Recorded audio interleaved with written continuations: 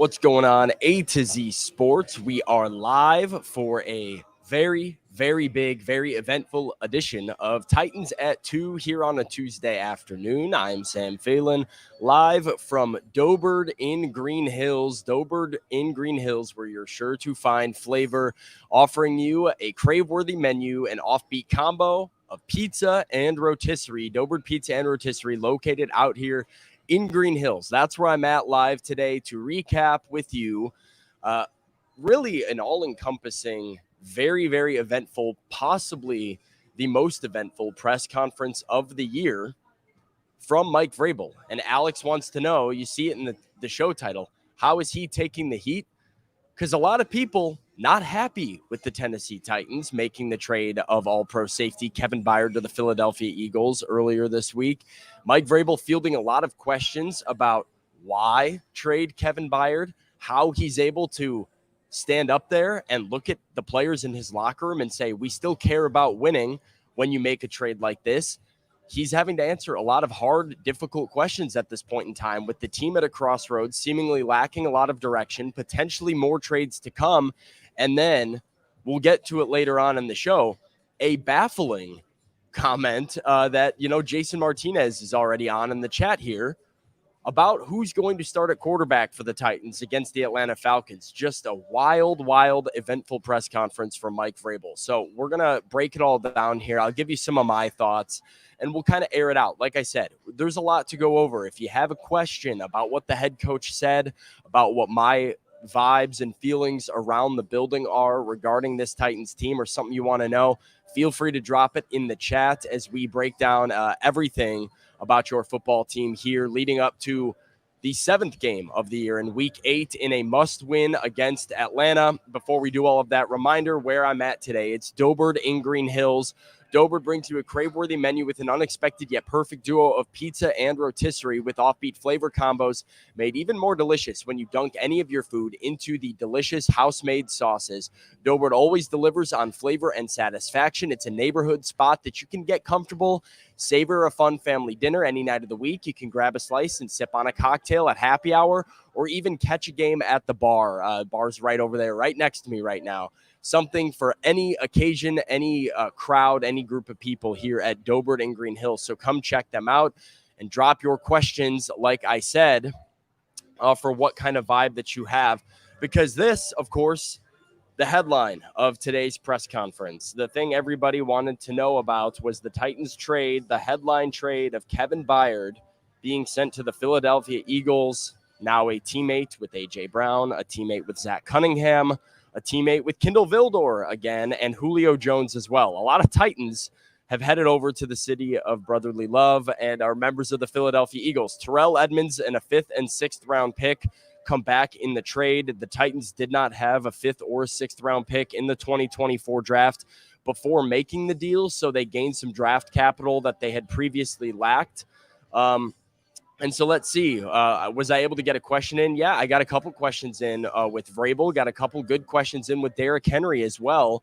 Derrick Henry and Amani Hooker also spoke to the media and reflected on what Kevin Byard meant to them, what Kevin Byard's legacy was for this team, and really laid some groundwork about where this locker room, where this team, where the leaders on this team are going to go moving forward. So Vrabel, was he on board with the trade? Yes. Mike Vrabel on board with this trade. He is a dual decision maker with Rand Carthon. So a trade would not have been made that Mike Vrabel did not sign off on. It's a different power structure than it was when John Robinson was here. So Mike Vrabel did endorse this one. He said very difficult decision, of course, and he opened the press conference thanking Kevin Byard for his time and really emphasizing the personal connection that he had to KB while he was here. Just want to thank Kevin, his family. I think the personal relationship that I have with Kevin goes well beyond football. We know that there's a business side of this, and sometimes you have to make tough decisions. It certainly was one of them. Rand and I are trying to continue to grow the team and continue to do what we think is going to be best now and in the long run to add to our roster, to strengthen our roster. And this was an opportunity to do that. Again, just can't thank Kevin enough for the personal relationship and what he's meant to this organization on the field, off the field. These things are never easy, but hopefully if you handle them with class and integrity and respect and honesty, hopefully it works out for everybody. So we have a great opportunity coming off a bye to win a game at home, and that's what we're prepared to do. That's what we're absolutely going to do. So I'll be happy to take any questions. That is Tennessee Titans head coach Mike Vrabel reflecting on Kevin Byard being traded. And, Mike Vrabel, I don't doubt any of that. Very difficult when you are a head coach like Mike Vrabel, who's been here for a bit now, who values the personal relationships that he has with his players. Kevin Byard, just from my personal experience, the most exceptional teammate, leader, person, all-around good guy that I have come across in my experience covering the Titans. KB stands at his locker, will talk to anybody about anything, will not shy away from difficult questions, would motivate everybody else. Everybody on that defense looked up to Kevin. There was a big sense of he was their heart. And so to watch him walk out the door and trade him in under the circumstances is very difficult. And it's difficult for Mike Vrabel. It's difficult for the fans. It's difficult for the players in that locker room. And so now the question is, how do you recover? And I see some questions here asking, will there be more trades before the deadline? Are the reports about shopping DeAndre Hopkins true? Mike Vrabel left that open. He did leave things open for future trades to be made comments about how him and Rand are going to continue to look to improve this football team now and in the future in any way possible. But it does make you ask the question, how are you improving the team now? If you want to stand up there and say, look, we have to do what's best for us long term, I don't think there's any question dealing Kevin Byard was good for the Titans long term. It sucks, but you needed draft capital. He wasn't going to be on your team next season regardless, and so you get some value for him in honestly what I think is pretty fair, pretty good value for him considering the contract situation and where you were at as a team right now. But you can't really say that the priority right now is winning. Very kind of weird and tough. And Vrabel was asked this. Teron Davenport had a very good question. How can you go back to your players in the locker room after trading KB, the guy everybody looks up to, and say, but don't worry, guys, we're still going to win the division. We're still trying to win football games. Those two things feel very contradictory. And here's Mike Vrabel's response to that question. You go back to that locker room and tell those guys that, winning is still the ultimate goal, right? Because right we have a job to do, and I understand that there's, I have a job. Everybody else has a job. We need to do that. It's what we've always done. We'll compete. I'm sure everybody has their own personal feelings on it, just like I do. Ask that they, whether they agree with it or disagree with it, ask that they respect it, because that's how we've done things here. And again, when you make a bunch of connections with them and the players, sometimes it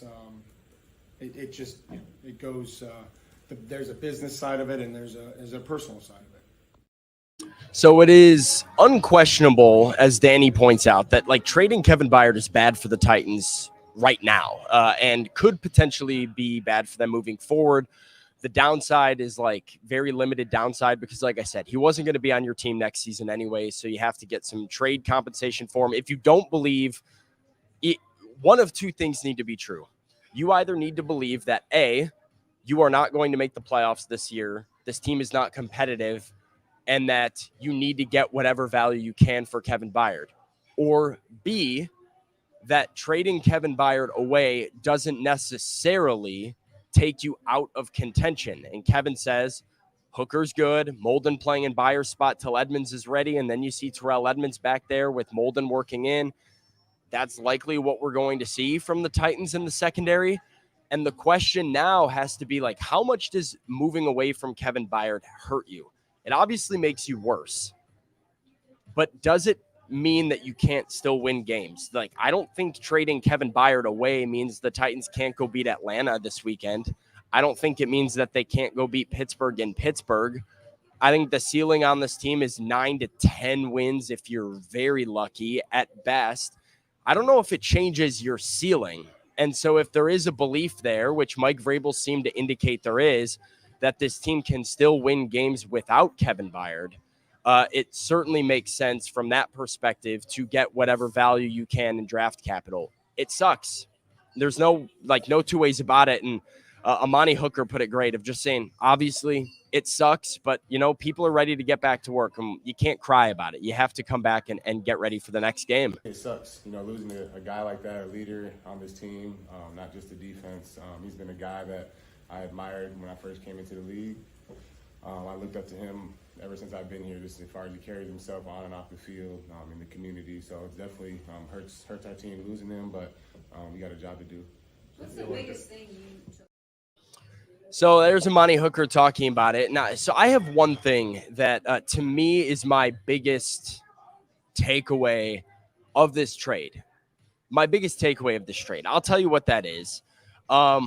Before I do that, I want to tell everybody where I'm at right now, which is Dobert out here in Green Hills. Dobert in Green Hills. You can grab a seat at the bar and stay a while sipping on inventive craft cocktails made with daily fresh juices and homemade ingredients alongside local beers and a menu of wines to pair with every delicious bite.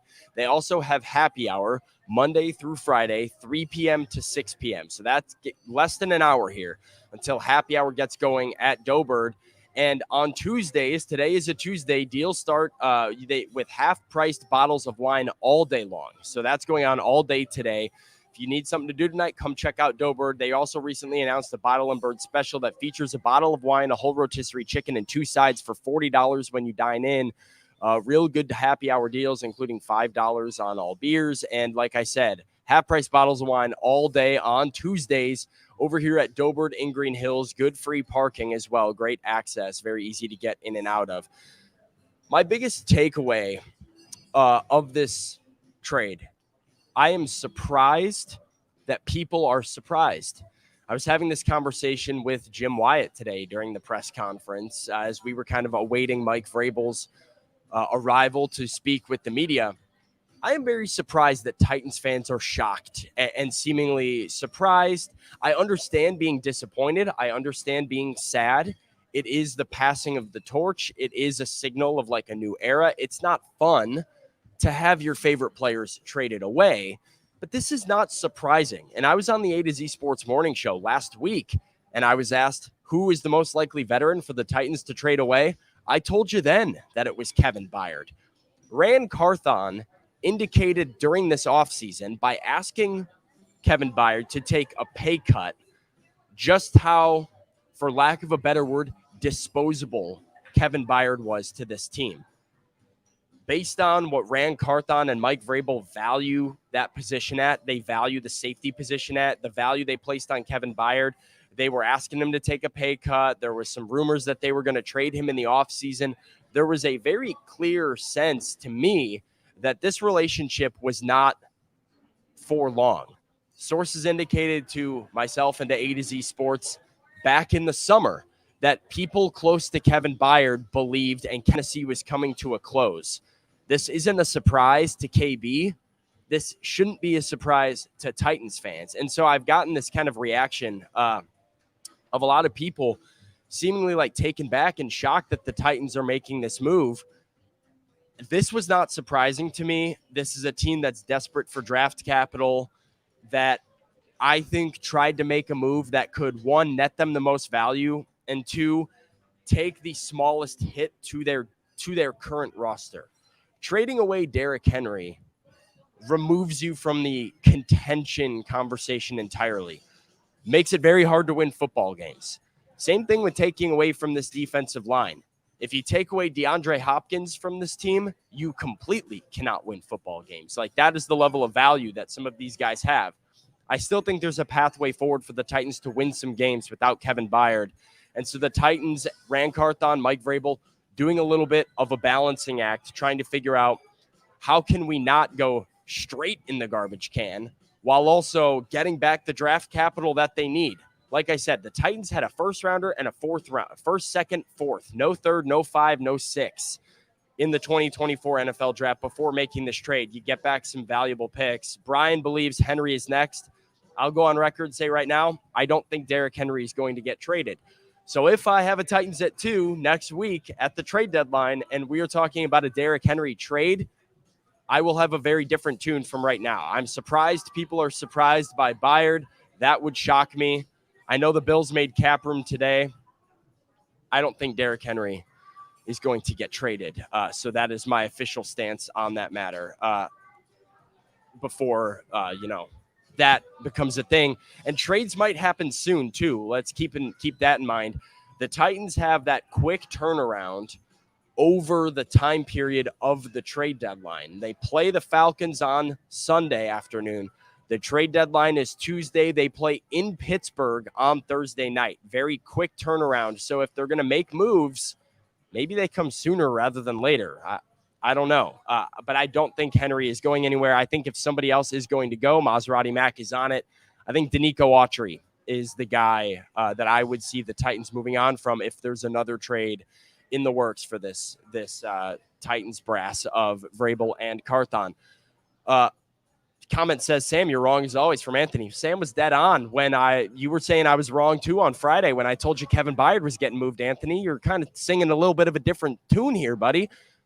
Maybe I know what I'm talking about a little bit because I told you this was coming, and people still acting like they didn't see it coming. So maybe I'm not always wrong. Maybe you should listen a time or two, and then you'd have a little bit more insight into what's going on. I am in that building talking to the head coach every day. So, just food for thought. Moving on to the comment Mike Vrabel made during today's press conference that I think is baffling and very surprising. And I think it leaves a lot of people confused about what they can expect. We're going to show you what that comment is. It's about the quarterbacks, and I'm going to tell you what I think this means for the Titans on Sunday. Before I do that, reminder where I'm at here. It's Dobert in Green Hills. I mentioned that rotisserie chicken and 2 sides for $40 with a bottle of wine and the Bottle and Bird special. But if takeout is more your style, you can grab the family on the fly takeout bundle here at Dobert to feed the entire family. Dobert is the go-to spot for to-go food in the neighborhood. It's out here in Green Hills, right next to the Shake Shack. It kind of shares a wall. It shares parking. The parking is easy as can be. I've never had an issue parking here at Dobert. So go to Dobert Pizza and Rotisserie. Come check them out. It's where you're sure to find flavor. Cannot recommend my friends over here at Dobert enough. Let's get to this quarterback stuff. Mike Vrabel said during the press conference today that if Ryan Tannehill cannot play during Sunday's game against the Atlanta Falcons, both quarterbacks meaning Malik Willis and Will Levis, will play in the game. Here's one of the 2 times he said this during today's presser. See what the game plan looks like. First of all, see where Ryan's at, and then talk about what we may want to do throughout the course of the game. What's the benefit of both guys, Mike? Are you trying just to get a look at both, or do you see benefit in playing both? Yeah, I don't until we know, Ryan's availability. I'm just telling you Ryan can't play. I'd expect both of them to play. When you say So Mike Vrabel did clarify, by the way, Ryan Tannehill did not practice yesterday and has not practiced so far. Still leaving it up in the air like, he might go. I don't expect Ryan Tannehill to play on Sunday against the Falcons. I do think it is going to be a combination of Malik Willis and Will Levis. So what does this mean when he says both quarterbacks are going to play? Alex says it's possible he's trying to throw off the Falcons. Gene says it's stupid. Just pick a QB.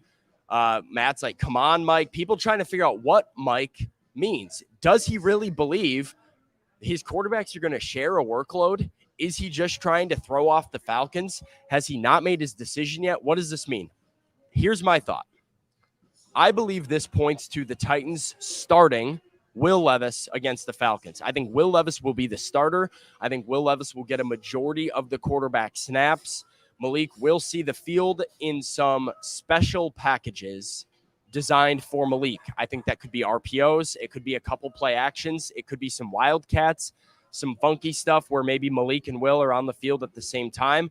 They will use Malik Willis to kind of be unpredictable in some ways, but Will Levis, I believe, is going to be the primary quarterback against the Falcons. That is the only thing that makes sense to me. Green Thumb kind of says Taysom Hill-ish, right? Not in like the sense that I expect Malik Willis to be catching passes like a tight end, but you do see how the Saints will just randomly, on occasion, roll Taysom Hill out there to play quarterback. He comes, takes a snap, runs the ball off tackle to the left, gains 5 yards, heads off the field. Sometimes he'll run an RPO and actually throw the ball. I think we're going to see a lot of that from Malik Willis. But I do believe Will Levis will be the Titans starting quarterback. That is my guess and my indication as things sit on Tuesday afternoon at 2:20 p.m. So that's what I make of this. I think if you're expecting this to be like some sort of 2-quarterback system, whatever, I wouldn't say that. And yes, there is a level of Mike saying both will play and not giving a ton of clarity for gamesmanship and trying to get a competitive advantage of having a leg up on the Falcons, if he believes that's what gives them a leg up. But that's what I expect to see here. Once again, one more time, listen to the way Mike says this. Both quarterbacks playing means Will Levis is going to play. And if Will Levis is going to play, it's not going to be for a snap here or a snap there or a drive here or a drive there. If Will Levis is going to play, it's because he's going to be your quarterback. See what the game plan looks like. First of all, see where Ryan's at, and then talk about what we may want to do throughout the course of the game. What's the benefit of both guys, Mike? Are you trying just to get a look at both, or do you see benefit in playing both? Yeah, I don't. Until we know, Ryan's availability. I'm just telling you that Ryan can't play. I'd expect both of them to play. When you say. So, like I said, twice he said, not might play, not could play, not it's going to be one of those two guys. It was a very clear, twice he said both quarterbacks will play in that game if Ryan Tannehill can't go. That's what I think that means. Some parting thoughts here, as Terry says, have I given up on the season already? Steven says he's going to laugh if Willis comes out and balls out. I have not fully given up on the season, depending on what expectations are. Like I said, I still believe there is a world where the Titans win some games here over the next month. This schedule is weak. It is Atlanta, it's Pittsburgh, it's Indianapolis, Carolina, Tampa Bay, and Jacksonville. Those are the next 6, not in that order. I think it goes Tampa, Jacksonville, Carolina, Indianapolis. But 5 of those 6 games, I think you could look at and be like, not a horrible matchup to other teams that really struggle offensively and the Titans could potentially play tight with.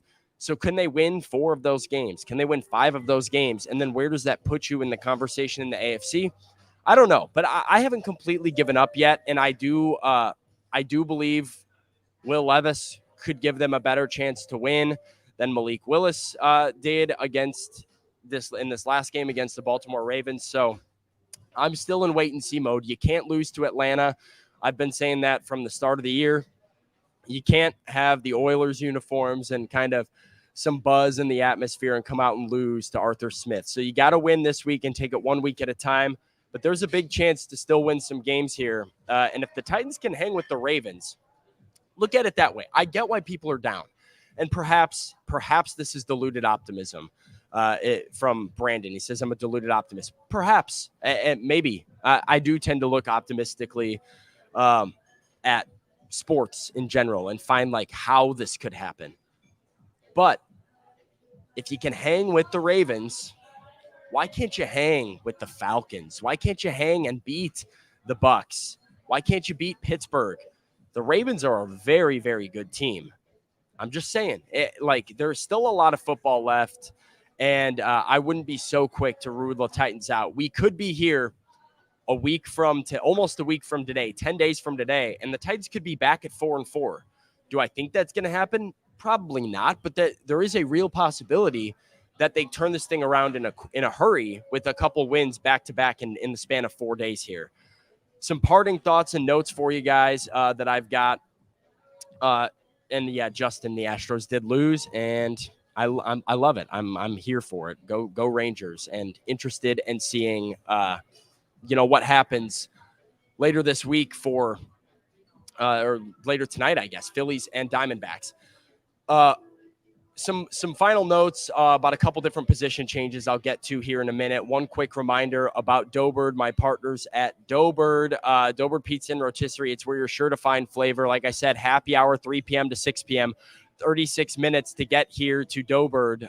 If you still want to come and get over to Doughbird, you can dunk all of your food into house-made sauces. They have pizza and rotisserie. It's an unexpected yet perfect duo. Easy parking, located in Green Hills. Family fun. You can catch a game here. You can go on a date night here. They've got something for everybody. So please come check out Doughbird and let me know what you think. If you come and check out Doughbird, shoot me a text or shoot me a DM, shoot me a comment on one of these shows and say, hey, Sam, I went to Doughbird. Here's what I got and here's what I thought about it. Would love to hear your guys' opinions on it. Some final thoughts. Vibes from Mike Vrabel. Nicholas Petit-Frere is the Titans starting left tackle this weekend and appears to be the Titans starting left tackle moving forward. Andre Dillard, no longer a starter. It is NPF's time to shine, and Andre Dillard maybe gets a future opportunity if NPF gets banged up or if NPF just doesn't earn the job. But right now, they've made the move. It is NPF season. Traylon Burks is back. He did practice fully last week, is expected to practice fully this week as well leading up, and he is expected to play against the Falcons this weekend. That is another positive. And Mike Vrabel, very insistent on the fact the Titans have not given up. This is not a tank, and trades not necessarily out of the picture. So we're going to find out here within the next couple of days where the Titans see themselves going. That's all I got for you guys today for Titans at 2 Loaded. We went a little bit longer today, but so much stuff that we're going to continue to break down here at A to Z Sports tomorrow on the A to Z Sports Morning Show, online at atozsports.com if you want to read some of my write-ups and takeaways from this busy week and very hectic week in Titans world. And then I'll be back with you guys later in the week with another Titans at 2 to preview this matchup with the Atlanta Falcons, why I think this is a really good and really the perfect matchup for the Titans right now is Atlanta. So some breakdowns coming. Make sure you guys stay dialed into everything we got here at A to Z Sports. Till next time, tighten up. I'll see you guys later.